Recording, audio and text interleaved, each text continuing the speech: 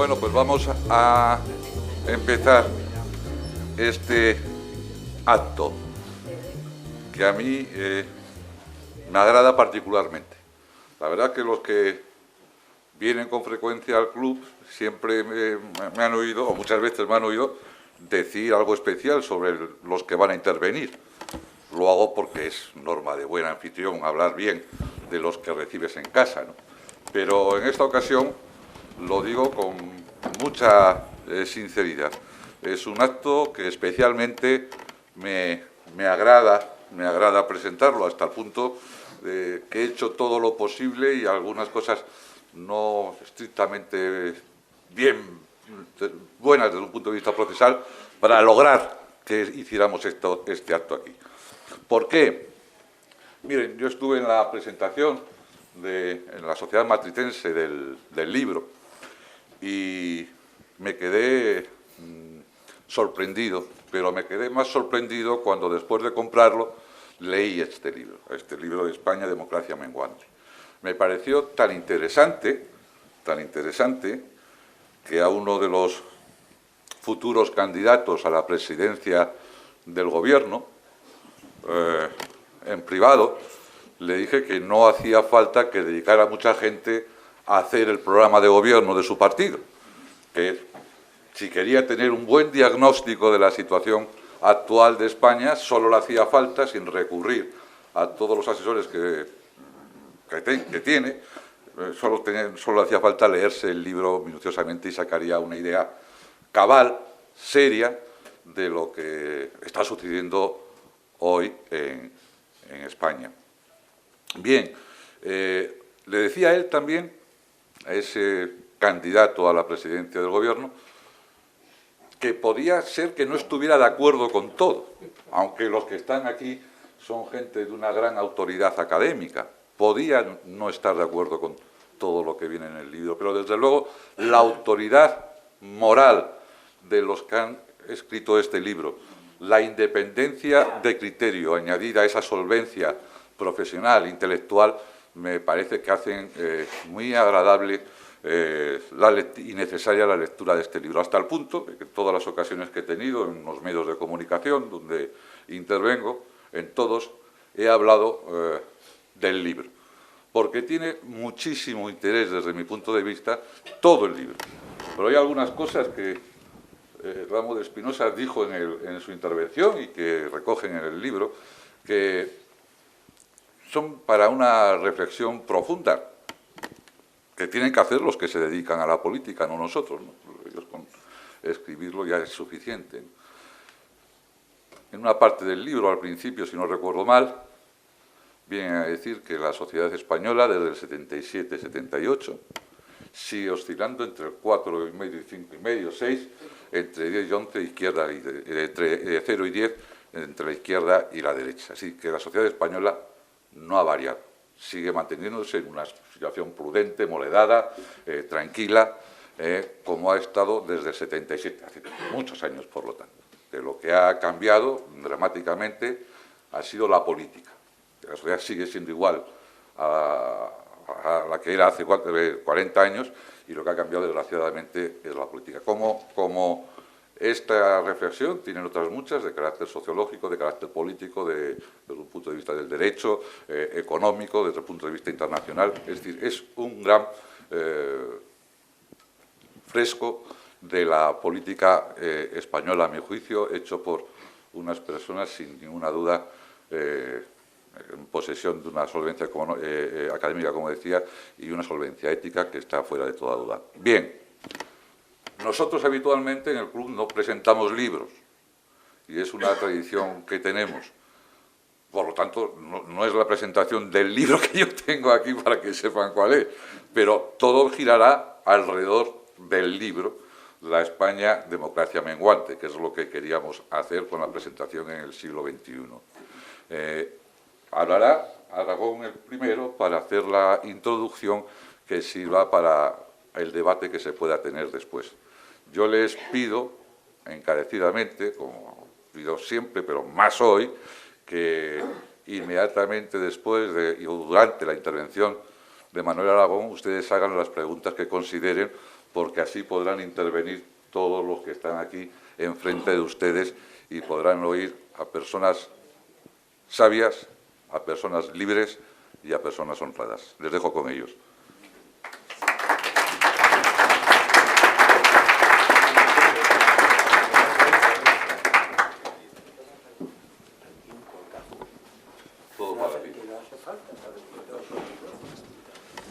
Bueno, yo he traído el libro, pero ya lo han visto, ¿verdad? No lo había visto.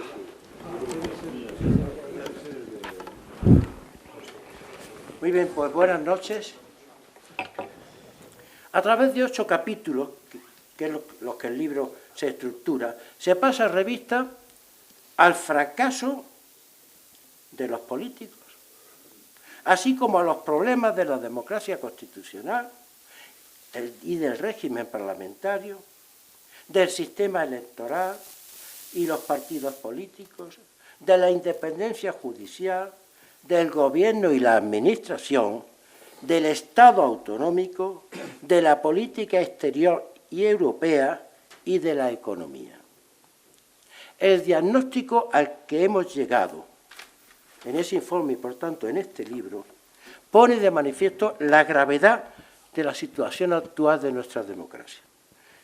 Haré un breve y sucinto resumen. Simplemente enunciaré los principales problemas, porque es un resumen selectivo, inevitablemente.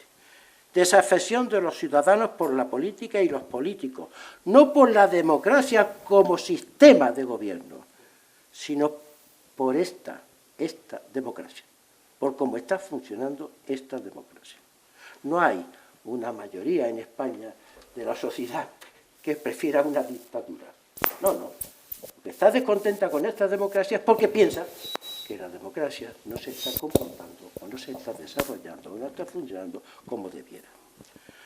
Desfiguración de la división de poderes, ineficacia de la acción gubernamental y de la administración pública, deterioro de la política interior, exterior y europea, amenazas a la independencia judicial, mala calidad de las leyes, que lo voy a decir con lo que está pasando,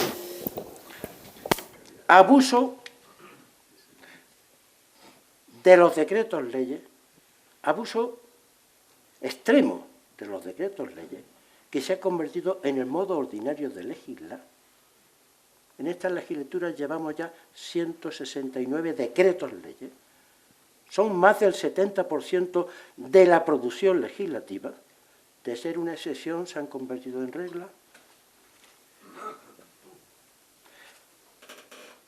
La perversión de procedimientos legislativos parlamentarios, con la presentación de proposiciones de ley fraudulentas realmente, y aún con presentación de enmiendas más fraudulentas todavía, sin conexión con el proyecto que se está debatiendo y que ha tenido que ser parada en buena hora por el Tribunal Constitucional, al que me honro de haber pertenecido durante 9 años.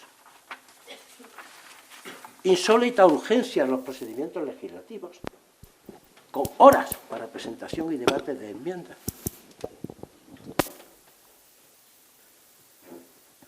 Distorsión incluso de la forma parlamentaria de gobierno,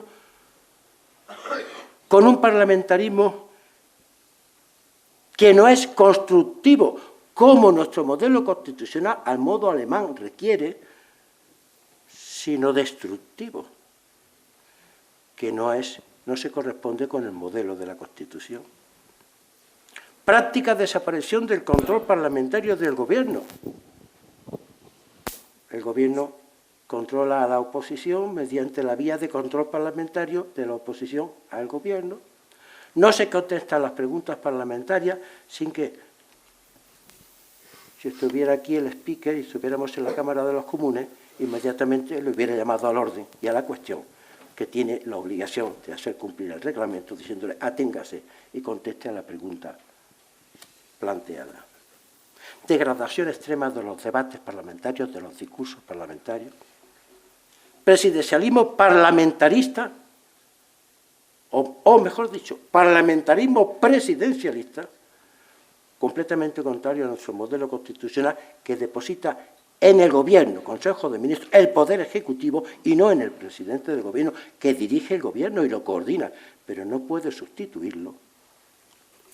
Riesgo para nuestra monarquía parlamentaria, que es, a nuestro juicio, la pieza clave para el mantenimiento de la Constitución y de la unidad de España, y que, como monarquía parlamentaria, solo puede funcionar bien si el parlamentarismo también funciona bien. Debilidad de nuestro Estado de Derecho, con graves riesgos para la seguridad jurídica, los derechos de los ciudadanos y el desarrollo social y económico. En alguna parte del territorio nacional incluso ni siquiera se cumplen la Constitución, las leyes y las sentencias de los tribunales, sin que las autoridades estatales reaccionen debidamente frente a ello. Problemas estructurales y de funcionamiento de nuestra economía, extrema polarización política, implantación de cordones sanitarios, conversión del enemigo político, del adversario político en enemigo, negativa rotunda a los pactos transversales para los asuntos fundamentales del Estado, huida del consenso, erosión de las instituciones públicas y, por último, y no por ello menos importante, sustitución del presupuesto legitimador de la democracia, que es el de una sociedad de ciudadanos libres e iguales, por una pluralidad de identidades singularizadas y privilegiadas, basadas en factores ideológicos, territoriales, personales o sociales de diferenciación. A nuestro juicio, la causa no única, pero sí principal de la erosión de la democracia constitucional española, de ese diagnóstico al que acabo de hacer referencia, reside, la principal, la única, hay muchas causas, en el mal funcionamiento de los partidos políticos, que han pervertido y extravasado la función que la Constitución, en su artículo 6, les atribuye. Y esta observación sobre los partidos tiene un alcance aún más general, pues los autores de este libro estimamos que el deterioro de nuestro sistema democrático no se debe tanto a defectos de la Constitución cuanto a su inaplicación o su falseamiento. Pese a todo, creemos que nuestro sistema constitucional democrático no está completamente destruido, pues a ese grado nos llega nuestro pesimismo, aparte de que un diagnóstico así no se correspondería con la realidad. Pero sí creemos fundadamente que nuestro sistema constitucional democrático corre un grave riesgo para su supervivencia si no se adoptan de manera urgente determinadas reformas. Y no nos consuela el hecho de que hoy la democracia constitucional esté también en crisis en otros países del mundo, incluso en algunos que teníamos por democracias constitucionales consolidadas. Y no nos consuela porque, además del dicho de que más de mucho consuelo de tontos, y creo que no somos tontos, creemos que los males de la democracia española son aún más intensos. Por ello, en el libro, además de realizar el diagnóstico de la situación, proponemos determinadas reformas para poder salir o para intentar salir de ella. Reformas legales, pero también políticas, de la práctica y de las actitudes políticas. El derecho, siendo necesario, que lo es, si no, no habría seguridad jurídica, y volveríamos al estado de naturaleza hobbesiano. El derecho, siendo necesario, no lo puede todo. Se requiere también de unas reglas políticas que, junto con las reglas jurídicas, deben ser cumplidas para que la democracia constitucional se mantenga, para que cualquier democracia constitucional se mantenga. No me detengo ahora a detallar esas reformas que hemos propuesto en el libro, y en el coloquio habrá ocasión, si a ustedes les interesa, de que preguntarnos por algunas. En fin, y ya estoy terminando. Nuestro propósito al publicar el libro, al hacer el informe y publicarlo como libro, ha sido fomentar un debate público necesario y urgente sobre los problemas actuales de nuestra democracia constitucional y sobre la necesidad de resolverlo, para que así nuestra democracia menguante, que es el título del libro, una mengua que se inició ya en 2005, pero que se acentuó muchísimo a partir de 2018, vuelva a ser una democracia creciente, como lo fue en el pasado, desde la transición política, la elaboración de la Constitución y los primeros 30 años de su vigencia. Pongo ya fin a esta intervención que tenía que ser breve. Ahora corresponde abrir el coloquio para que los asistentes a este acto nos dirijan a los autores del libro las preguntas que deseen, tanto sobre los problemas señalados en este libro, o a los que yo sucintamente me he referido, como a aquellos que en los últimos meses, después de cerrada la redacción del informe, se han producido en España y han afectado a importantes instituciones y que han sido problemas muy graves. Pero fíjense que, aunque cerramos el libro antes de esos últimos problemas, un día hablándolo con algunos de los compañeros, pensábamos que eran previsibles, que se derivaban de las reflexiones que en el libro hacíamos, no nos cogieron de sorpresa. Y nada más, señores, comienza ahora ya el coloquio y comienza el turno de preguntas. Muchas gracias.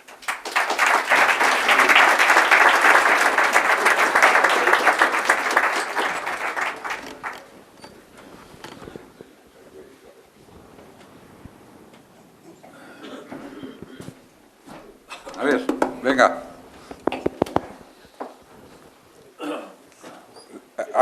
Buenas noches. Buenas noches. Desde el asiento. Muy bien. Así vamos más rápido si puede haber más, ¿verdad? Me gustaría hacerles, pero evidentemente no hay tiempo para eso. Yo quería preguntarles cómo piensan que influye sobre el deterioro democrático el hecho de que determinados partidos critiquen abierta y despiadadamente nuestra transición política. Cualquiera de los presentes, Juan, por ejemplo, tú.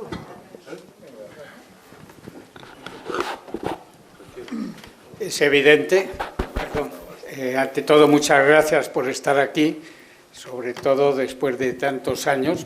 He estado muchas veces y Paloma Segreyes lo sabe, cuando teníamos cañones en la mesa, que a mí por lo menos nunca me molestaron. Pero, ¿cómo pensamos sobre esa crítica? Pues obviamente yo creo que hay mayoría que estamos totalmente en contra. La transición no fue perfecta. La transición fue un instrumento para llegar a la democracia, pero es evidente que parece que las intenciones al menos eran bastante mejores que los resultados que tenemos en estos momentos y que, como hemos dicho en el libro, se ha ido deteriorando poco a poco, pero en los comienzos se siguió bastante la pauta de la transición. No sé si he contestado totalmente. ¿Algunos de los demás autores quieren decir algo? Quizás sí, porque es un asunto de interés. Claro. No, yo sí quería añadir a lo que ha dicho Juan, una observación que hizo el rey en cierta ocasión, hablando de la transición, en la que dijo: de una vez y para siempre los españoles nos dimos la mano y no la espalda. Yo creo que esa frase es muy representativa de lo que fue la transición. Es el momento en el que las heridas muy fuertes que arrastrábamos del siglo XX, la guerra civil, el franquismo, se cierran, se establece un consenso, los españoles nos damos la mano, no la espalda, que es lo que nos estamos dando ahora, la espalda, nos damos la mano, y eso es el fundamento sociológico constituyente último de la democracia española. Y si rompes eso, estás minando muy seriamente lo que es, insisto, los fundamentos últimos de la democracia española. Y de ahí el ataque claramente a la transición y el menosprecio de la transición para pretender restablecer la legitimidad buscándola nada menos que en la República, que fue algo extremadamente divisivo. Y con lo cual, pues en lugar de darnos la mano, nos volvemos a dar la espalda. Esto sería un poco la respuesta a es que este club fue precisamente clave en la transición, y hay que decirlo así. El ejemplo paradigmático de la contribución del club fue todos o algunos de los que son mayores como yo recordarán la presentación que Manuel Fraga hizo aquí de Santiago Carrillo. Es decir, el pasado se dio la mano aquí, como acaba de decir Emilio, y no la espalda, la mano. Sí, yo quería añadir algo, porque este es un asunto que creo que merece la pena extenderse un poquitín sobre él. Yo estuve presente aquel día, en el Club Siglo XXI, en el otro edificio, en aquella conferencia célebre, que fue un momento histórico muy importante. Es que se ha referido, Emilio, a algo que yo siempre, desde hace mucho tiempo, vengo sosteniendo. Y es que debajo de nuestra Constitución formal o jurídica, absolutamente importante, no es una degradación llamarle Constitución formal, el derecho son las formas. Hay una Constitución política que la sostiene. Eso también me lo has oído varias veces, Emilio. Y esa Constitución es el gran pacto entre el centro-derecha y centro-izquierda que constituye el sostén del sistema.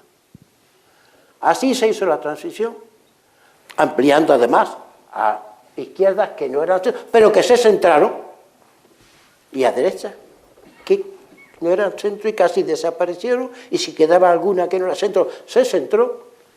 Así se hizo la Constitución, así se hizo el desarrollo constitucional, salvo excepciones, y así hay que mantener la Constitución, porque sin eso la Constitución, tutelada por los tribunales, por el Tribunal Constitucional, etc., puede perder su base constitutiva sociológica o constituyente sociológica, exactamente. Eso quería, pero antes de Gabriel, y tú querías decir algo, Gabriel, no, pero es que Araceli me había dicho que querías decir algo. Araceli. Vale, muchas gracias. Sí, yo era en relación con la transición.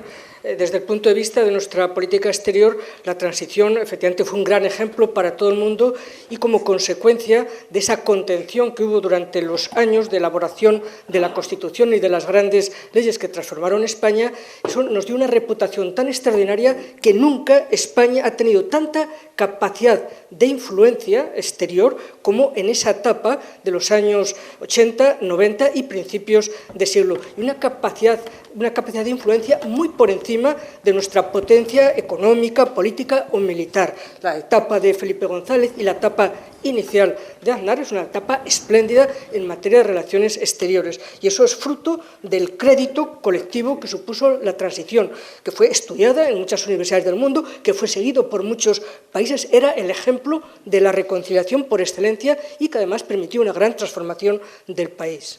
Sí, que Paco quería... Yo quería añadir a la pregunta que usted ha formulado y a lo que acaban de decir mis compañeros preopinantes, que una democracia es un artilugio muy sutil, ¿no? Y para que funcione tienen que creer en ella los actores políticos, fundamentalmente. Y los ciudadanos también, pero sobre todo los actores políticos tienen que creer en ella. Tienen que creer en una serie de principios básicos. Esto es exactamente igual que en la Iglesia. El credo niceano, que viene de la época de Constantino, pues es lo que da base a la unidad de la Iglesia, ¿no? Luego, a partir de ahí, pues uno podrá creer en la Virgen de los Desamparados, o en la Virgen de Begoña, o en el Cristo de tal o de cual. Bien, pero el compromiso con unos ideales y con unos principios básicos tiene que ser absolutamente claro. ¿Qué es lo que ha ocurrido en el sistema democrático español? Que esa creencia en unos principios básicos se ha roto. Lo que usted señalaba, bueno, pues hay partidos políticos que niegan la existencia de España, que abominan de la Constitución española. Es decir, abominan de lo que es la base misma de la Constitución política a la que se refería Manolo ahora, ¿no? Y con eso es muy difícil que funcione. Con eso tenemos una democracia herida, que es muy difícil que con esas organizaciones políticas se pueda reconstruir una democracia que pueda funcionar de una manera digna, ¿no? Gabriel. Bueno, yo querría simplemente ilustrar un poco lo que habéis dicho vosotros con dos noticias que he oído a la hora de comer por la televisión, que realmente son ejemplos lamentables de lo que está ocurriendo en España. Uno de ellos ha sido que con este escándalo de la corrupción, de esta historia de los canarios y los gallegos, etcétera, que en fin, que estaban vendiendo favores en las Cortes a ciertos empresarios, pues este escándalo pues, ha suscitado el escándalo correspondiente, y entonces se ha hablado de crear una comisión de investigación. Y entonces, pues se ha hablado quién lo va a pedir, etcétera. Y entonces me parece que ha sido Podemos la que ha dicho: yo lo apoyo si no lo pide el Partido Popular. Bueno, esto me parece un ejemplo evidente de esto que hablaba hace un momento Emilio, de los españoles que se dan la espalda. Esto es verdaderamente intolerable que se diga una cosa así. ¿Cómo es la descalificación por sistema de un partido perfecto? Bueno, yo creo que más homologable que Podemos, pero en fin, no quiero poner estas cosas. Hoy, otro ejemplo también tremendo, que es que Ferrovial ha decidido marcharse de España e instalarse en los Países Bajos. Bueno, entonces le han hecho una reprimenda tremenda y con lo que debe a España. Ustedes, primero, están tratando a las empresas de una manera terrible, y yo creo que es una de las explicaciones del poco crecimiento de la economía española en estos años, el hecho de que al empresario se le considera como, bueno, un capitalista despiadado, con estas palabras que han repetido bastante algunos ministros y ministras. Y después se le pone unos impuestos especiales porque tienen unos beneficios intolerables. Bueno, eso es otra. Es que no saben, es que no leen historia, es que no saben nada. Es decir, a Mitterrand, al gobierno de Mitterrand en los años 80, que era precisamente, además, en aquel momento, una coalición socialista-comunista, puso unos impuestos especiales contra las empresas y se quedaron asombrados cuando vieron que las empresas francesas, las grandes empresas francesas, se marchaban a Inglaterra, se marchaban a Alemania, etc. Bueno, es lógico que pase. Si usted declara que es enemigo de los empresarios, es lógico que los empresarios, pues uno, no inviertan y otro se vayan a un medio más amistoso. Bueno, nada más quería comentar esto. Yo creo que... Sí, para que haya tiempo a más preguntas, agotamos el coloquio con estas de la transición. Ya veo por ahí gente que quiere preguntar. Primero, muy buenas tardes y gracias a todos ustedes por acompañarnos, pero enlazando con lo que acaban de decir Gabriel Tortella y Paco Sosa, todavía es peor que capitalista despiadado referirse a los empresarios como saqueadores. Ese término lo ha utilizado el portavoz de uno de los partidos que forman la coalición de gobierno. Saqueadores. Una carga de profundidad impresionante, porque esto, claro, la opinión pública, cierta opinión pública cala, ¿no? Y uno ve qué quiere decir saqueador, ¿no? Bueno, pero enlazando ahora con lo de Paco Sosa, yo creo que, bueno, no les digo nada que todos ustedes no compartan. Es posible que en el curso de la historia de la democracia española haya habido sectores de la opinión, incluso organizados en forma de partidos políticos, que no compartieran los valores constitucionales. La democracia suficientemente fuerte lo ha sido como para disolver un poco eso y seguir adelante. Yo creo que lo diferencial ahora es que gobiernan, o que influyen decisivamente en el gobierno quienes no creen en los principios constitucionales, lo mismo que siempre ha existido, y además hay que reconocer la sinceridad de cierto partido político, de ciertos partidos políticos que quieren independizarse y que su objetivo último es salir de España, hacer un país distinto, un Estado distinto, ¿no? Han sido muy claros. Estoy pensando en ERC, nunca ha disimulado sus objetivos últimos. El problema, lo diferencial de ahora, es que influye determinantemente en el gobierno de la nación, ¿no? Perdón. Por aquí hay más preguntas. Sí. Ahí. Bueno, pues venga. Da igual, tenemos tiempo. Sí, buenas tardes. Buenas tardes. ¿Cómo se explica la indulgencia hacia España de la Unión Europea? ¿No parece entender que la gravedad de la situación aquí mientras se destacase de las naciones del este europeo como Hungría y Polonia? Le toca. Aquí sí que le toca, sin duda. Araceli. Araceli. Bueno, Sí. efectivamente con Polonia, con Hungría, porque también es verdad que han dado motivación legal, es decir, mediante fórmulas legales que han violentado los valores de la Unión Europea, sobre todo el valor del Estado de Derecho y, por tanto, la independencia judicial.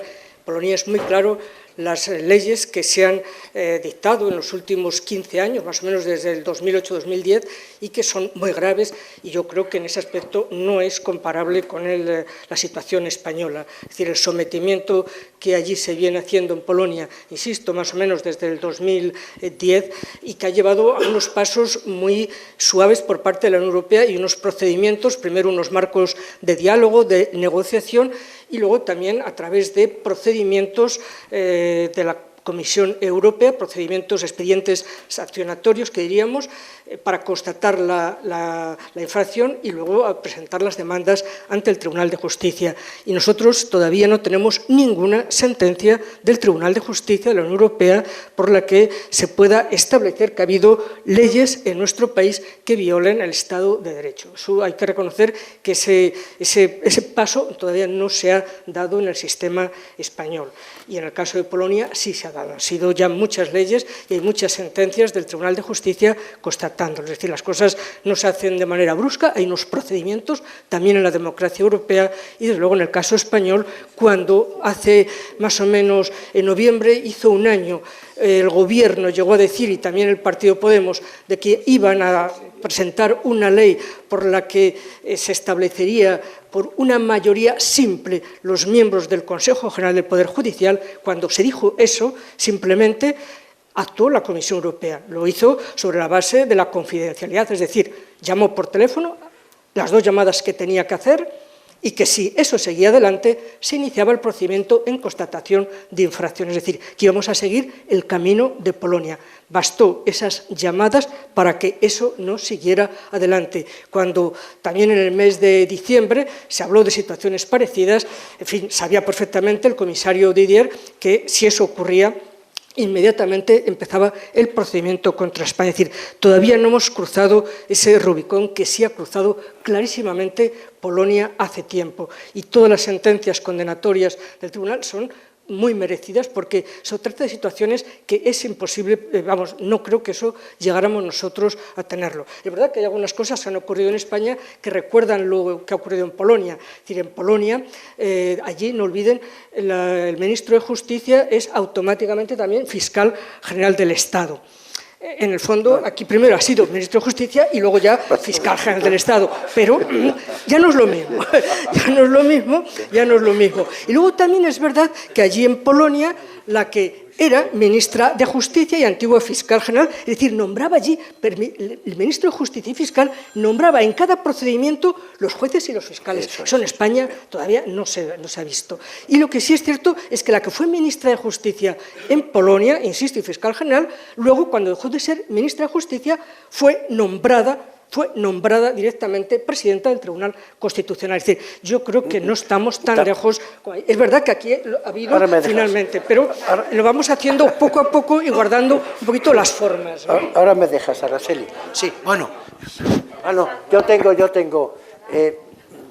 estoy de acuerdo con Alessandri desde el punto de vista del derecho de la Unión. Sin duda, es que el Tribunal Constitucional polaco ha desobedecido al Tribunal se ha rebelado contra el derecho de la Unión y las sentencias del Tribunal Europeo de Justicia. Bueno, justicia no de la te Unión. preocupes, Manolo, todo se andará. Sí. Pero dicho eso, espérate, Tomás, que es que no he terminado. Pero dicho eso,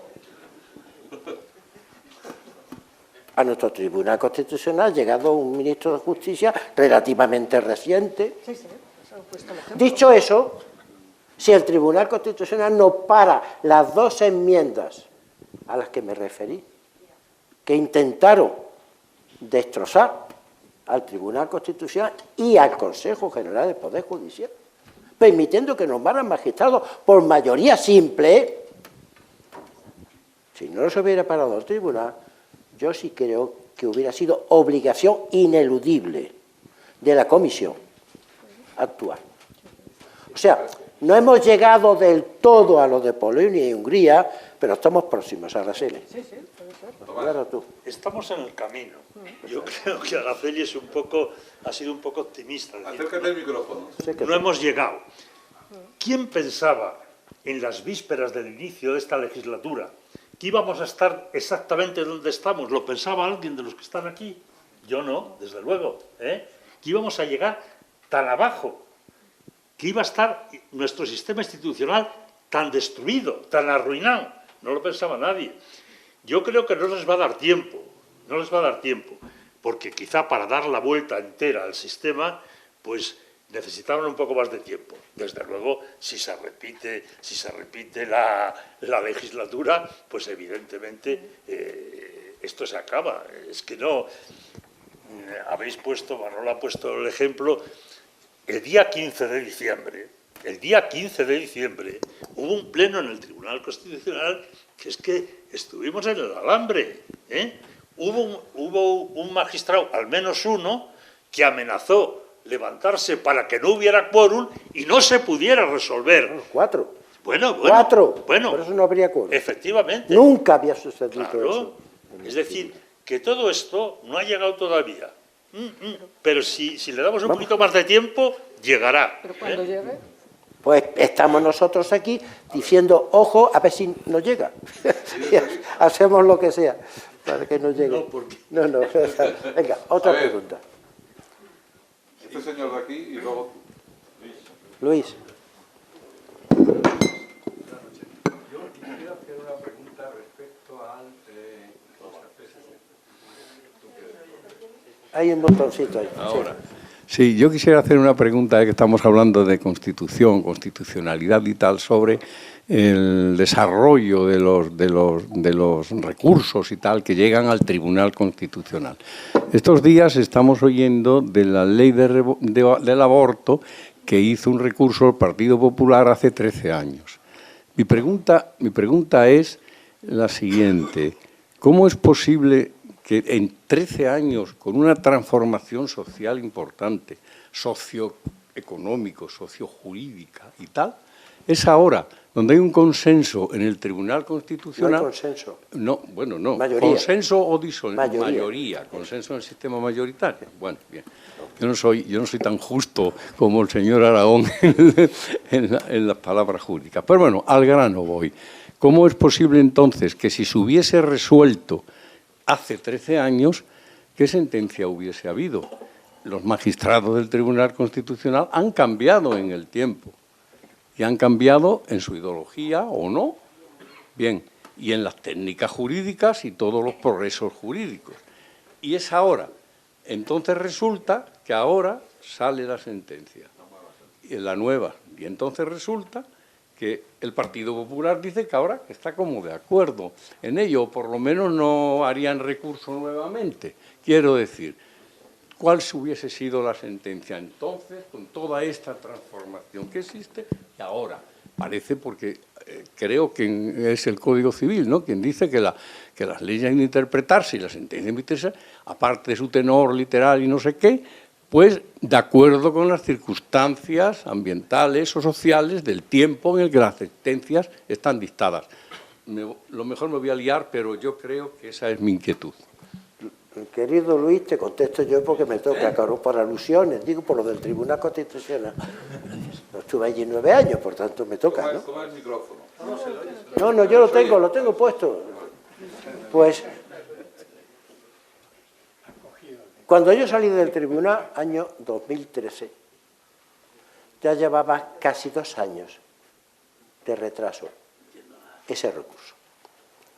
Entonces la media de los retrasos superaba los 2 años, 5, 6. Cuando yo llegué en 2004, la herencia que recibí del magistrado al que sustituí tenía, entre otros, un recurso de inconstitucionalidad con 11 años de retraso. Dicho eso, es lamentable. Los retrasos son lamentables. El tribunal está en condiciones. Lo digo que yo he estado allí. No voy a dar datos porque se afectaría a mí mismo, pero no hace falta. Está en condiciones, si se organiza bien, de resolver los recursos y las cuestiones de inconstitucionalidad 7, 8, 9, 10 meses o como mucho 1 año. Está en condiciones. Por tanto, eso es una crítica que ha de hacerse. No se puede hacer mucho a mí porque yo no le dejé herencia al que me sucedió, lo dejé prácticamente limpio. Pero eso es impresentable. Tener un asunto sin resolver 13 años. No sé qué sentencia hubiera habido en cualquier otro momento, pero que sí está obligado a resolver. ¿Por qué no se hizo? Bueno, porque no iba al orden del día, no se le puede sacar solo a los presidentes sucesivos, porque la mayoría de los magistrados pueden obligar a que se lleve al orden del día un asunto. Por tanto, echemos la culpa a la mayoría, si queremos, pero eso es impresentable, Luis. Eso es impresentable. Espero, se han reducido ya algo los retrasos, pero aún queda. Como a mi juicio es criticable, que el recurso frente a la eliminación de las competencias de designación al Consejo General de Poder Judicial, que fue una ley orgánica, no se hubiera resuelto con prontitud y antes de que se renovase el Tribunal Constitucional. O que los recursos frente a decretos leyes no tengan un trámite acelerado, una preferencia en su tramitación y resolución. Eso es una crítica que se puede hacer a una casa de la que formé parte. Por tanto, así es, no puedo decir otra cosa, Luis. A ver, aquí, la tercera fila, señora. Aquí tiene. A ver si funciona. Sí. Bueno, me voy a poner de pie porque, no sé, me siento mejor así más cerca de vosotros, de ustedes.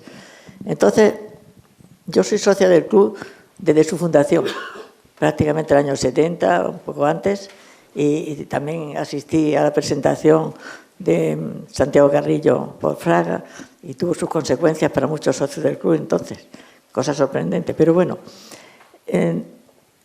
yo he asumido, de verdad, y creo que la mayoría de vosotros o de ustedes, todos los puntos que ha señalado el señor Aragón al principio, o sea, pues las veces que han gobernado con decreto ley, bueno, todo lo que ha dicho. Pero una vez dicho eso, lo último que yo he recogido que ha dicho es, al margen del derecho que es necesario, hace falta una profunda reforma política y jurídica.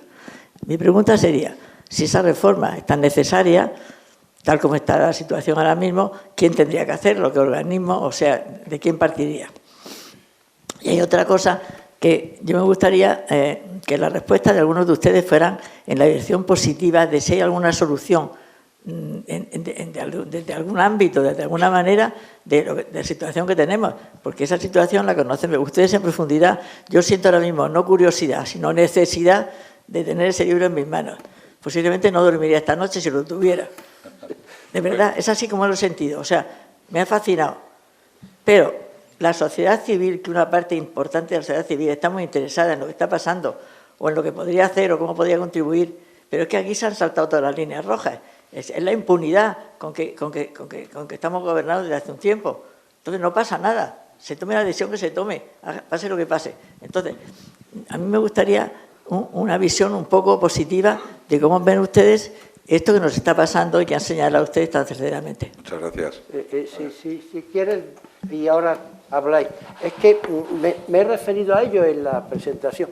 Nosotros no nos hemos limitado a diagnosticar la situación. Nosotros hemos propuesto reformas para intentar resolverla. Reformas de modificación, de modificaciones legales. Ley del partido, ley electoral, ley del Consejo General del Poder Judicial, una serie de leyes. Y reformas de la práctica política, por las razones que di. Que hay reglas políticas que deben cumplirse, aunque no sean reglas jurídicas, si no, la democracia no funciona. ¿Quiénes deben reaccionar? En primer lugar, los políticos y las instituciones. ¿Quiénes? El gobierno y el Parlamento, que están para proponer normas, el Parlamento aprobarlas, etc. Esos son los que pueden hacerlo. Es el propio Estado, si queremos, el que tiene que reaccionar. Ahora bien, los ciudadanos tenemos un poder muy importante, y es que cada pocos años hay elecciones. Eso es una cosa buena de la democracia, ¿verdad? Y entonces, como hay elecciones, pues también los ciudadanos pueden controlar periódicamente el ejercicio del poder. Pero además los ciudadanos tienen derechos de libertad de expresión, manifestación, asociación, etcétera, y también pueden ejercerlos para protestar frente a situaciones que crean que no les gusta o que creen incluso que pueden ser destructivas de nuestro sistema constitucional. Esa es. Ahí están. Bueno, ese es el debate público que queremos abrir con el libro. No sé si alguno de los presentes quiere decir algo. Juan. Yo entiendo la pregunta de la reforma política que hay que hacer, como yo lo entiendo. Además lo llevo diciendo desde el año 77 para las primeras elecciones generales, es la reforma de la ley electoral. Si decimos que el problema está en los partidos políticos, porque los partidos políticos tienen el poder que debería tener el Parlamento, pues entonces lo que hay que reformar es la manera en que se elige el Parlamento. Y eso, pues no hay que mirar muy lejos. Todos los países de nuestro alrededor, de lo que se llama nuestro entorno político y cultural, tienen un sistema de elección de los candidatos uno a uno, es decir, uno en cada distrito, no listas. Las listas las hacen los aparatos de los partidos. Y eso podría haber tenido, yo lo discutí, podría haber tenido sentido para las primeras elecciones generales, porque los españoles efectivamente no teníamos práctica democrática de partidos, de elegir. Pero pasadas las elecciones del 77, nunca debió continuar la ley electoral que tenemos con listas en las que los ciudadanos no conocemos, en la mayoría de los casos, ni al primero de la lista. Porque más del 76% en multitud de encuestas que he podido realizar nunca dicen o se equivocan o no saben el candidato al que han votado. Porque si preguntamos en Granada, dicen, no, yo he votado a Suárez, o he votado a Felipe González, o a Rajoy, o a quien sea, o a Pedro Sánchez ahora. No, no le han votado a él, han votado a otro. Ese, el que dicen que han votado, es el líder del partido, pero no el que se presenta por Granada. Ahí es donde yo creo, y ese es el sistema que tienen con matices en Inglaterra, en Francia, en Alemania, en Italia, en todos los países europeos. En Estados Unidos, incluso siendo presidencialistas, se vota al candidato. Y yo espero no morirme antes de poder votar por mi candidato en un sector de la provincia y comunidad de Madrid. Me imagino que Francés y después Araceli. Sí. Bien, Juan, en este libro ha habido acuerdos y desacuerdos y ha salido esto, ¿no? Y consenso. Yo no estoy tan de acuerdo con lo que ha expresado Juan Díez Nicolás. Vamos a ver. Primero porque de hecho, el sistema electoral, los elementos básicos del sistema electoral son preconstitucionales, es decir, son los mismos que estaban ya en el decreto de marzo del año 77 y no han cambiado. Entonces, estamos diciendo que la democracia se ha deteriorado en los 10 últimos años. Si damos la culpa al sistema electoral, ¿cómo justificamos los 30 años anteriores? Funcionaba razonablemente bien, ahora mal, funcionaba con el mismo sistema electoral. Esto no es decirlo todo, ¿eh? Esto no es decirlo todo. Efectivamente, el sistema electoral es algo muy importante en una democracia, porque está en la base de cómo se articula esta democracia. Muy importante. Pero también a la vez, como se ha visto en muchos países, es muy difícil cambiar de sistema electoral. Y todos tienen ventajas y defectos.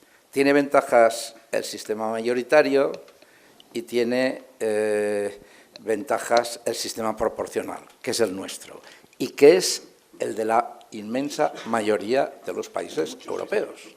Inmensa mayoría, sí, solo encontrarás, bueno, a menos que, yo no sé, el de Eslovenia o no sé, pero no creo. Pero en las grandes, solo encontrarás, Inglaterra y Francia, que además tienen sistema, no, Alemania no. Una pequeña lista para... Bueno, vale, ahora hablo de... ¿Me dejas hablar de Alemania ahora? Que haya debate con el público. Porque es mi preferido el sistema alemán. Pero en Inglaterra pues hay distritos uninominales y cada uno vota en este distrito y vota a un diputado y el que tiene la mayoría sale. Esto también tiene desventajas porque a veces pues ha habido terceros partidos que han tenido varios millones casi no representados en el Parlamento. Por esto allí hay bipartidismo. En el libro se plantea que el sistema electoral tiene que tener en cuenta dos factores y creo que los dos es muy importante. Los dos son muy importantes. Los dos son tan importantes el uno como el otro. Uno primero, representar a los ciudadanos lo más adecuadamente posible a las distintas tendencias e intereses. Y un segundo, que el resultado de la aplicación de este sistema electoral dé facilidad para formar gobiernos y no que se cree una situación de ingobernabilidad. En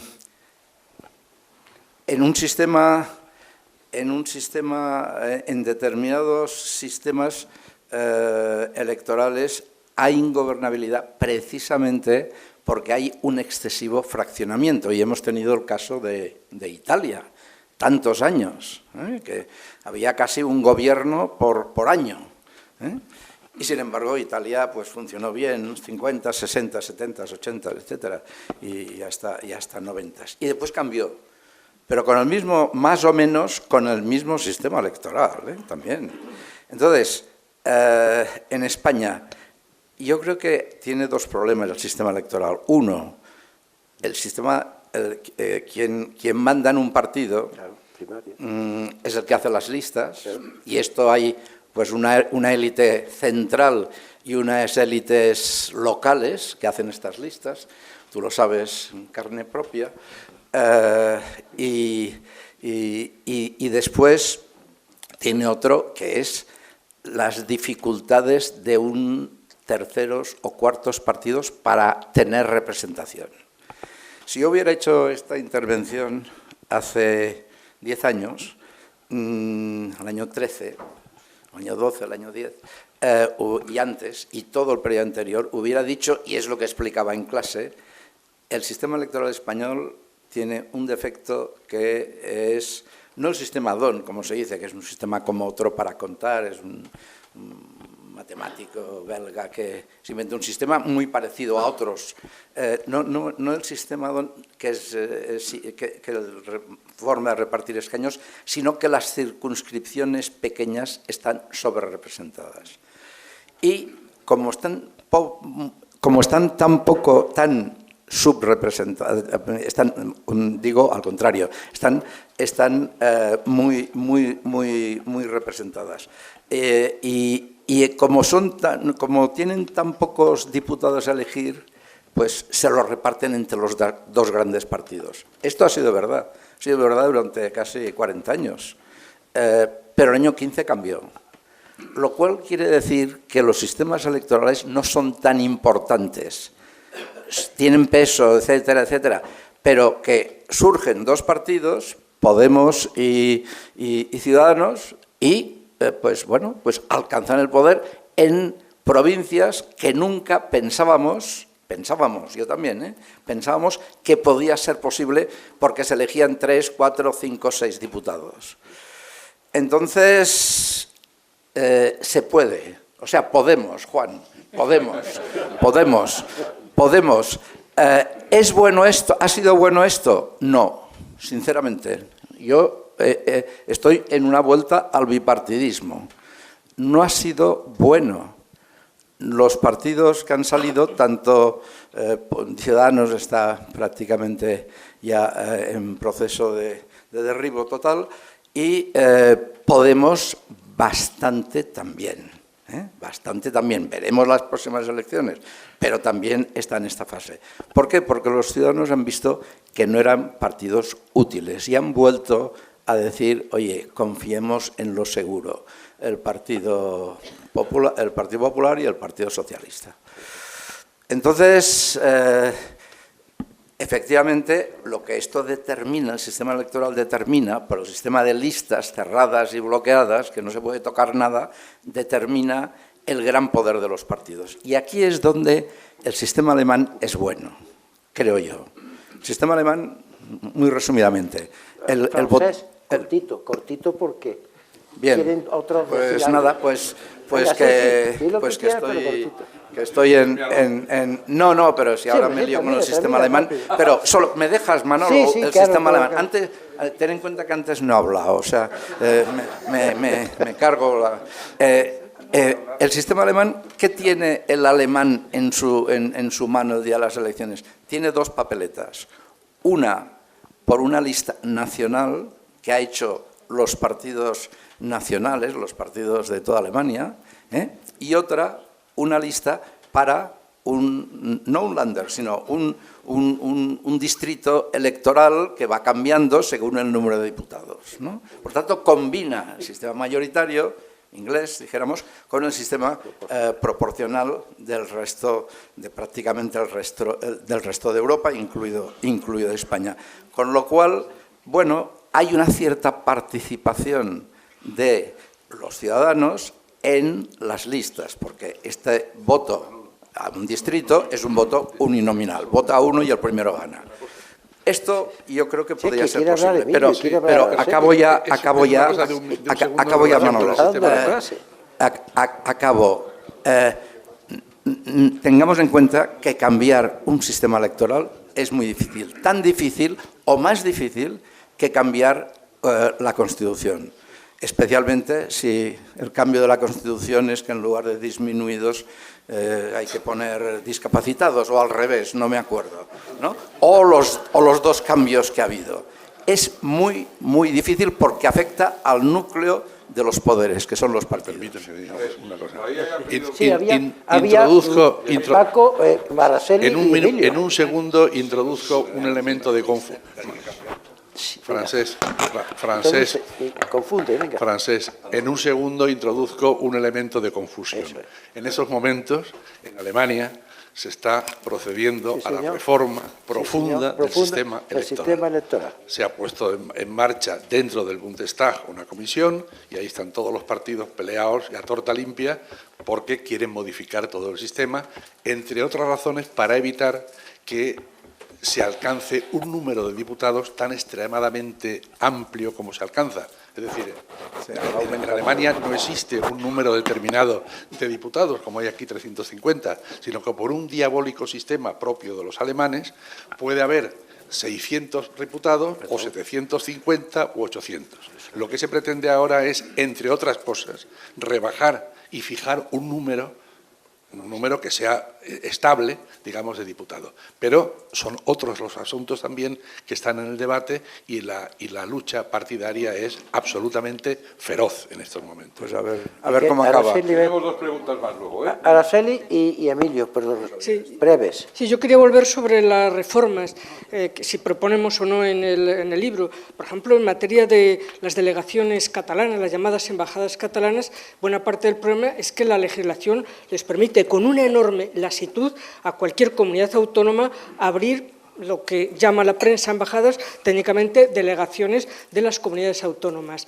Y eso lo permite una ley del 14 y no se ha modificado, simplemente con notificar al Estado que van a abrirla. Es decir, ni con una antelación de 3 meses antes de que alquilen el local, antes de saber quiénes van a ir. Es decir, con 24 horas se ha hecho. Se ha comunicado que se ha inaugurado ya tal o cual delegación y tienen, como saben perfectamente, una treintena de delegaciones en el extranjero. Es decir, habría que cambiar esa ley para que haya unos informes preceptivos del Ministerio de Asuntos Exteriores, eventualmente del Consejo de Ministros, a lo mejor incluso del propio Senado, para si se autoriza esa apertura de delegaciones y también para cuando se ha dado ya la autorización, si llegado el caso, desde esas delegaciones lo que se está es compitiendo contra la propia política del Estado y, por tanto, haciendo muy difícil la política exterior y rompiendo la unidad de la acción exterior, llegado el caso, la posibilidad de revocar, por tanto, la autorización y obligar a la comunidad autónoma al cierre de esas delegaciones. Eso no está en la ley, pero efectivamente habría que hacerlo,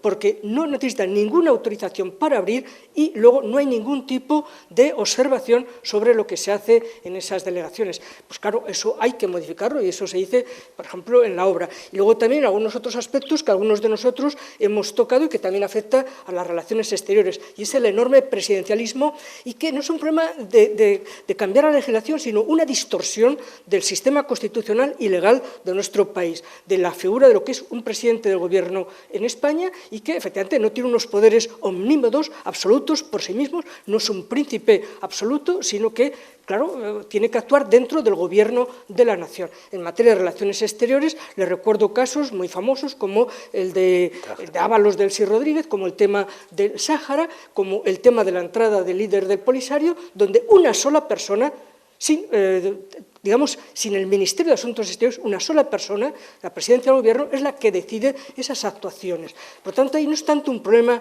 legal cambiar leyes, no, es que respeten el sistema y que tienen que ir a gobierno, porque el presidente del gobierno no tiene ninguna capacidad de decisión exterior. Lo vimos en cantidad de telediarios, las ministras diciendo que es una competencia exclusiva del príncipe absoluto, del amado líder. No es así. La Constitución lo establece, que es el gobierno de la nación reunido en Consejo de Ministros, es decir, él no tiene poderes separados, y es en el Consejo de Ministros, lo dice claramente el artículo 97 y la ley de gobierno, y se toman decisiones por una sola persona sin los controles en el propio gobierno, en el propio Consejo de Ministros, y por supuesto sin tener en cuenta las propias Cortes. Es decir, que hablamos de distorsiones y por tanto de que hay que volver al cauce porque ha habido desbordamientos constitucionales muy importantes en estos años.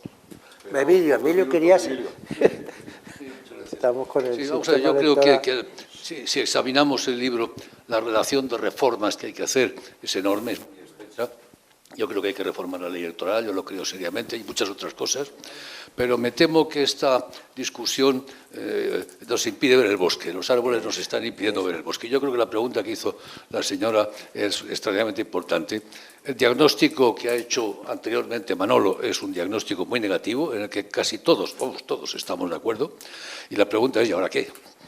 Y la respuesta, a mi entender, la única en este momento es hay que ganar las elecciones. Todo lo demás, o sea, en democracia lo primero es ganar las elecciones para poder articular una nueva mayoría. Porque si no tenemos una nueva mayoría, lo que continuará es el deterioro. Y no habrá ninguna reforma, sino al contrario, habrá reformas negativas en el sentido que señalaba Tomás Ramón Fernández anteriormente, es decir, cada vez vamos a peor. Y creo que si tuviéramos de nuevo un gobierno como el actual, el proceso de deterioro continuaría y es muy probable que en ese momento fuera irreversible. Y esto para mí es fundamental y clave, ¿no? La historia nos pone de manifiesto que hay momentos en que, digamos, la dinámica de deterioro de unos países, especialmente de las democracias, adquiere una tal inercia que ya no es posible dar marcha atrás. Y la historia también nos pone de manifiesto que los pueblos se dan cuenta de que han cruzado ese punto de no retorno cuando normalmente está atrás y ya no hay regreso. Por lo tanto, el riesgo que tenemos es que en una nueva legislatura, con la formación actual, el deterioro sea irreversible.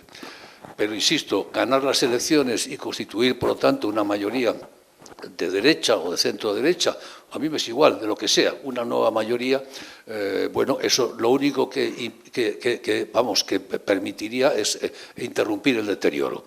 Las reformas, todas estas de las que estamos hablando, requieren mucho más, porque frecuentemente lo que requieren son mayorías fuertes y esas mayorías van a requerir una labor de trabajo político profundo, probablemente una reconstrucción de partidos políticos, o al menos una revisión de algunas de las ideologías y de los fundamentos de algunos de los partidos políticos actuales, y por tanto esto no es nada fácil. Con eso lo que quiero decir es que tenemos mucho por delante. Primero es frenar el deterioro y lo segundo es, a partir de ese momento, comenzar a recuperar lo mucho que hemos perdido. Pero no va a ser cosa de meses ni tampoco basta con ganar las elecciones. Tenemos muy poco tiempo y tenemos dos preguntas. Si las hacéis breve, te doy a ti, pero está lejos, y luego usted, el último, por un tiempo. Sí. Bueno, yo quería plantear dos cuestiones, una menor de tipo estadístico y una más de fondo. En su intervención, el coordinador del libro ha hablado de una estabilidad en cuanto a la ubicación media del español en el espectro izquierda-derecha. He leído hoy, como hago siempre con mucho interés, con todo lo que escribe, a Gabriel Tortella, que presentaba en El Mundo una visión algo distinta. Es decir, detectaba a lo largo de los últimos tiempos un cierto corrimiento, no espectacular, pero visible, hacia posiciones de la sociedad española más hostiles a la democracia liberal. Entonces me gustaría que Gabriel y Manuel nos aclarasen este punto, que, ya digo, no es que sea de gran trascendencia, pero estadísticamente tiene su significado y he percibido esta diferencia, ¿no? Y la segunda cuestión es de fondo. Yo creo que el libro es magnífico, diagnóstico es perfecto, las propuestas son todas enormemente atendibles y valiosas, pero, como señalaba Emilio, hay una pregunta. ¿Cómo hacerlo? Mi diagnóstico personal es que a lo largo de los últimos 40 años los dos grandes responsables de desarrollar, aplicar, administrar, gestionar el modelo del 78, los dos grandes partidos, no han estado a la altura de su misión. Este es mi diagnóstico personal. Han fallado de manera escandalosa. Esto para mí es un hecho. Amargo, pero innegable desde mi punto de vista. Por tanto, todos queremos que en las próximas, todos los que estamos aquí me refiero, en las próximas elecciones generales, un cambio de mayoría. Sin embargo, detecto con gran preocupación síntomas de que los llamados a pilotar la nueva mayoría no son conscientes de la situación, ni han hecho el diagnóstico que está en vuestro magnífico libro. Creo que siguen prisioneros de sus intereses partidistas de corto plazo, de sus propias carreras políticas personales y del temor a la resistencia que sin duda se suscitaría en una sociedad ya maleada ante reformas de verdadero calado. Por consiguiente, ¿cuál es el método? ¿Cuál es la línea de acción a seguir para que los dos grandes partidos recuperen la lucidez y, de una vez por todas, actúen en función del interés nacional. Yo tengo, no una sugerencia, pero casi me atrevería a decir una intuición o una esperanza.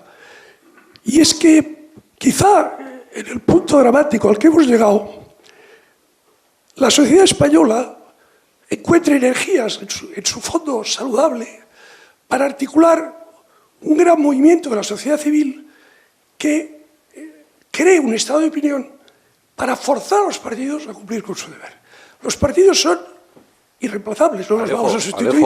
Alejo, vete terminando, perdona.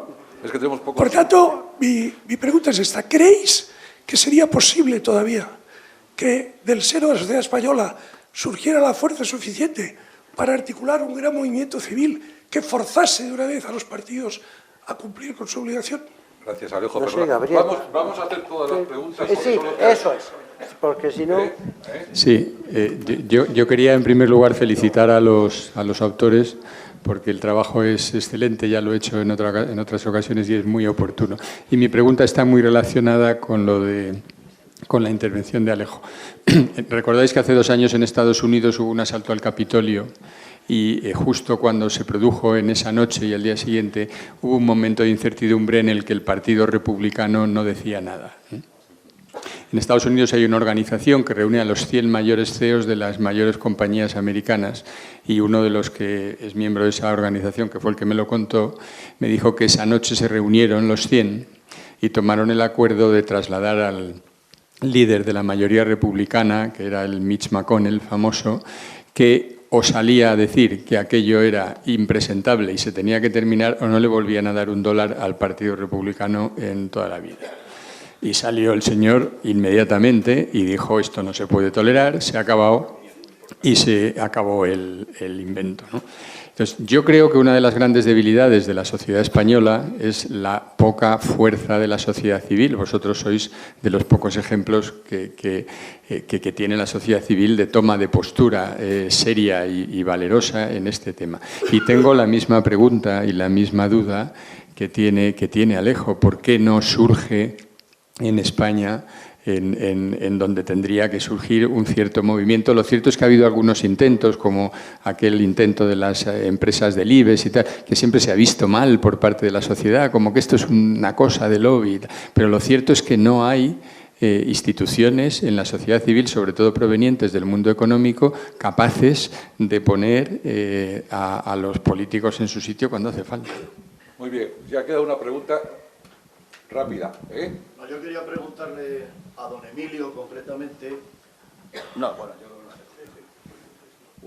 pregunta directa y breve. Como usted sabe, don Emilio, el Partido Popular, concretamente estando de presidente el señor Rajoy, sacó 2 mayorías absolutas.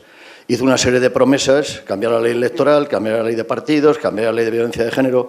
Evidentemente, ¿usted no cree que los partidos crean un programa electoral y luego no cumplen ninguna promesa, y ahora estamos en manos de estas minorías filoetarras, criminales, asesinos, separatistas, golpistas? Es decir, de lo peor que ahora mismo podemos tener una patulea, con perdón de la expresión, de gentuza, que es la que nos maneja a los 47 millones de españoles, que evidentemente no somos de ese registro. Esa es la pregunta que le quería hacer. Muchas gracias, don Emilio. A ver. Bueno, pues yo creo que Emilio que comience, porque de las tres preguntas algo puedes decir, sí. Sobre todo de la última. Gabriel querría decir algo por lo que me acabas de hacer después, y no sé si tú o alguien más, si alguien me quiere decir algo. Bueno, como vamos mal de tiempo, trataré de contestar a varias de las cuestiones y con cierta rapidez. Respecto a la última, ¿qué quiere que le diga? No puedo estar más de acuerdo, la situación es esa. Y vuelvo a mi planteamiento anterior: la única solución es constituir una nueva mayoría, una mayoría alternativa que por lo menos interrumpa el deterioro verdaderamente preocupante en lo que nos encontramos, y que a partir de ese momento pues pueda efectivamente cambiar la situación. Para eso vamos a necesitar un fuerte apoyo social, para eso vamos a necesitar un cambio de cultura política, para eso vamos a necesitar los medios de comunicación, vamos a necesitar las universidades, vamos a necesitar los intelectuales, hay que articular todo eso. Yo creo que en España eso es posible articularlo. No sé si tendrá fuerza suficiente como para cambiar la dinámica de los partidos políticos. También estoy de acuerdo que si hubiera que hacer un juicio sobre la calidad del funcionamiento de los dos principales partidos en los últimos 30 años, habría mucho que decir de negativo.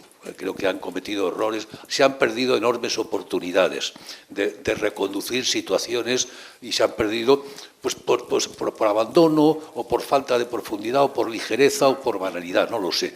Y podría volver a ocurrir, porque también tengo cierta parte de esas dudas. Y por contestar a la pregunta sobre que se la has dirigido a Gabriel, que ha publicado hoy un magnífico artículo, por cierto, en El Mundo sobre eso, y alude a los datos que recogemos en el libro, ¿no? Bueno, eso lo conozco bien. Los datos de posicionamiento ideológico de los españoles durante los últimos 30 y tantos años, desde que hay series históricas, y las hay, prácticamente no han variado. La media está en el 4,5, 4,6, alguna vez se ha acercado al 5, luego ha vuelto a bajar al 4,5, 4,6, no, prácticamente no ha variado. Y por lo tanto, cuando se superponen las curvas unas sobre otras, pues lo que ves es que son prácticamente la misma curva con pequeñas variaciones. Sí ha habido relevantes dos cosas en relación con eso. Una, eso no es una campana normal, es asimétrica, está sesgada hacia el centro izquierda. Es decir, la moda no está en el centro, no está en el 5, está en el 4 y pico, como señalaba anteriormente, y por lo tanto hay más en el centro izquierda y en la izquierda que en la derecha. Y en los últimos años sí se ha visto que ha crecido algo los extremos, pero mucho más la extrema izquierda que la extrema derecha. De hecho, en la extrema izquierda, en el punto 1, en este momento hay un 9% de españoles, mientras que en la extrema derecha, en el 10, hay un 3,5%. Por lo tanto, es mucho más fuerte en este momento la izquierda que la derecha, eso ha sido siempre, y es más fuerte en este momento la extrema izquierda que la extrema derecha. No sé si tú querías decir algo, Gabriel. Sí, yo quería decir, quizá insistir un poco en el mensaje que yo quería dar en ese artículo que habéis mencionado, que realmente esta asimetría, en cierto modo, corresponde a una asimetría ideológica. Y yo creo que, en cierto modo, el Partido Popular es el gran problema, en el sentido de que el Partido Popular lleva ya mucho tiempo que se considera que tiene que pedir perdón por ser de derecha. Y yo creo que los que tenemos una cierta influencia, yo desde luego muy escasa, pero aquí hay algunos que tienen mucha más que yo, en la opinión pública, habría que tratar de convencer al público de que realmente la derecha española no tiene nada que hacerse perdonar, que les han colgado el San Benito de que son herederos del franquismo y no se plantean decir, no señores, no lo somos, y como se puede demostrar de una manera, yo intentaba demostrarlo ahí en cuatro palabras, pero realmente se puede demostrar que no tiene nada que ver el Partido Popular con el franquismo en absoluto. Y es decir, yo creo que en ese sentido sí hay que tratar de cambiar la conciencia de la gente que piensa en política, para que se den cuenta de que realmente vivimos en un país socialdemócrata como lo es prácticamente la totalidad de los países de Europa. Y que entonces esta dicotomía que se empeñan sobre todo los socialistas para sacar tajada en decir que ellos son la izquierda, que ellos se entroncan con las glorias de la República, que son muy problemáticas también, pues que yo creo que hay que resituar todo esto y que predicar que nuestra situación realmente no debe continuar con esta asimetría que realmente en el libro se ve que la manifestación se debe a Emilio y que a mí me llamó tanto la atención. Yo creo que hay que acabar con esta asimetría, porque esto realmente nos vuelve a poner de espaldas unos con otros y a encontrarnos con los fenómenos, las descalificaciones increíbles de que si viene del PP, esto yo no lo apoyo, pero que esto qué es, el PP es el segundo partido en estas Cortes y muy probablemente será el primero dentro de unos pocos meses. yo creo que tenemos que luchar en ese sentido con nuestra pluma, porque es la única arma que tenemos. No sé, ¿sí? ¿Tú querías hacer cosas? Un segundo solo. Tranquilo. La expresión de Emilio, una nueva mayoría y una mayoría fuerte. A ver cómo lo digo. Yo creo que no es un problema de cambio de mayoría, es un problema de que los dos grandes partidos se acuerden, no sea que a través de pactos de Estado para abordar los grandes temas. A lo mejor cambio de mayoría en este momento es imprescindible, pero no suficiente. Una nueva mayoría, si no es capaz de llegar a grandes acuerdos de Estado con el otro grande partido, no saldremos de... Sí, yo termino brevísimamente porque justamente voy a apoyar lo que se acaba de decir. Primero, respecto de la experiencia de que ha habido partidos, se han presentado con un programa de reformas a favor de la independencia de los tribunales, a favor de un mejor sistema, y no las han cumplido, aún teniendo mayoría absoluta.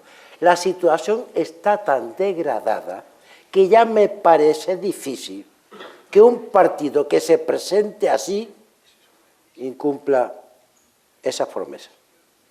Por último, enlazo con lo que dije de la necesidad del consenso para los asuntos fundamentales del Estado.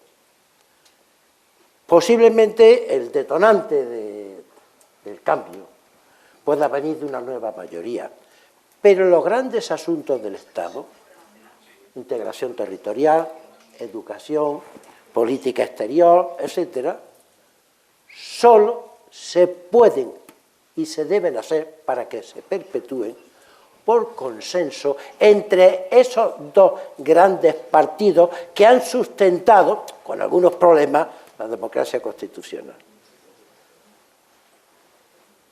¿Cómo puede eso ocurrir? No lo sé. A lo mejor una derrota grande puede tener efectos salutíferos, no lo sé. Pero que no pierda de vista el partido que gane las próximas elecciones, que aunque pueda gobernar y tenga apoyos suficientes en la Cámara, tiene que pactar para grandes asuntos. Porque si no, entramos en una democracia deteriorada. Cuando yo he oído a Pachi López, yo lo conozco tú mucho más, Nicolás, decir, no pactaremos, eso hace pocos días, nunca con el PP. No negociaremos nunca con el PP. Eso es lo contrario, lo intolerable en una democracia constitucional. Y ese es nuestro problema. Y ojalá que el libro sirva para que se reflexione sobre él. Allá vamos. Sí. Muchas gracias, Nicolás. Nada, bueno, hemos terminado. Ya ven ustedes que ha sido muy interesante. Compren el libro. Cómprense el libro, claro. Las dos hemos venido a vender nuestro libro. Que han dado la necesidad de acuerdos en España, tal vez en otros países sí, pero en España no se pueden solucionar algunas cuestiones que tenemos encima de la mesa si no se ponen, saquen lo que saquen en las elecciones, de acuerdo al Partido Popular y al Partido Socialista. Cataluña, situación económica y otras cuentas tienen y necesitan ese acuerdo. Muchas gracias.